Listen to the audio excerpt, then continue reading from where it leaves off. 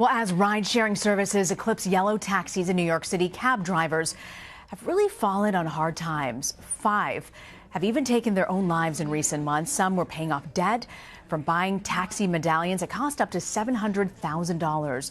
But increased competition from Uber and Lyft have also hurt their ability to make money. For more now, we turn to Allison Griswold. She's a sharing economy reporter for Quartz, and also joining us, Harry Campbell, author of the Rideshare Guide, everything you need to know about driving from Uber, Lyft, and other ride-sharing companies. He joins us from Los Angeles. Harry, I want to start with you. Give us a sense sort of the financial toll that these ride-sharing companies have put on these cab drivers. Well, I mean, I think that there's no doubt that, for a long time, there were about 13,000 taxis in New York City. And in the past few years, we've seen a huge influx of Uber and Lyft drivers. I think it's now reported that there's almost 60,000 Uber drivers on the road in New York City. So as you can imagine, Uber has definitely grown some of the pie and grown some of that market share, but it's no doubt cut into a lot of the existing taxi business. So while there are more options now for consumers, I think what we're starting to see is that taxi drivers are not making nearly as enough. And even on the Uber driving side, some of these Uber drivers are now seeing that without any type of real regulation, Uber drivers are starting to hurt financially too. So it's not just taxis. I think this is really more of a driver problem than anything. Allison, I want to ask you about Douglas Shifter. He was a cab driver who recently took his own life.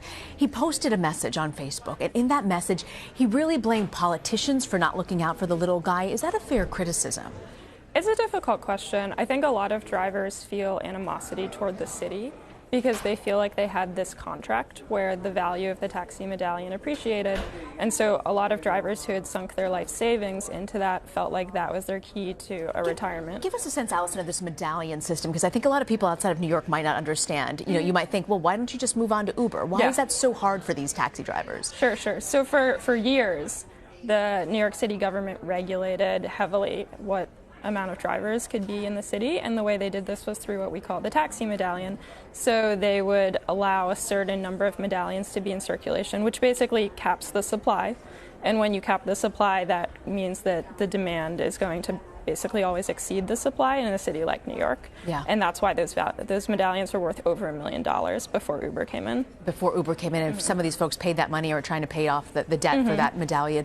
Harry, I want to ask you, has Uber in any way responded to this, the rise in deaths here, and do they feel that there's a pressure as you innovate to look at the human capital as well, or is that just not their problem? Yeah, I mean, I think that's one of the areas that I've been disappointed in Uber's response, is that they sort of look at this as they can do no wrong in this type of situation. And as Allison mentioned, I think there's a lot of blame actually to go around. I mean, of course, these medallion owners, it's not just drivers, it's also cab owners that are owning lots of cars on the road. And, that's a lot different than the driver who's going and investing their life savings in a medallion. I think at the same time, the cities who are making millions, if not billions of dollars in revenue off of these taxi medallions. And then, of course, Uber. They came in and did provide a lot of great transportation options for riders and even work opportunities for drivers. But now with the fact that they're basically unchecked, I think we're seeing, too much of a good thing can definitely be a bad thing. We're seeing some of those repercussions right now. Allison, Uber kind of brands itself as you can be your own boss, but there's a lot more that goes to this. I mean, there's an algorithm with the cars that get picked up, the people you get picked up. There's also a pay structure. So where does that leave folks who use Uber, who actually are driving with Uber? Uber considers its drivers to be independent contractors, which is important because it means that they don't get any benefits and they have to pay their expenses out of pocket. And Uber's had a number of legal battles over this. And it's like you say, it's somewhere in the middle. They are their own boss in the sense that a driver can choose when they want to work. They can sign on and off the app as they choose. But there's always an algorithm in control. So it's the algorithm that decides how much you're going to make for each fare. It might tell you there's a special promo you can chase. And so at the end of the day, you're sort of following that. Harry, are there other industries that you think could be disrupted by ride-sharing services? I think that definitely right now, rideshare is obviously having a big impact on the taxis, but I think for the most part, its scope is kind of going to be limited to taxis and rideshare. I mean, at the end of the day, I think this is really, like I said, more of a driver issue than anything. And Allison, you've done some reporting on sort of the disruption potentially coming to future of car rental. What's that about?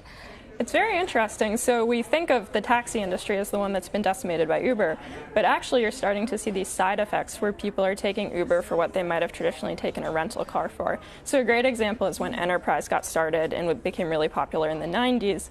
They saw themselves as sort of this stopgap measure for a family who maybe had to take their car into the shop. And nowadays, a lot of those people might not think to get a rental car. They're just going to take Uber in the interim. So the rental car companies are starting to really hurt because of that. All right. Allison Griswold, fascinating reporting. Thank you for joining us, as well as you, Harry Campbell from Los Angeles. Thank you both for bringing us this important story.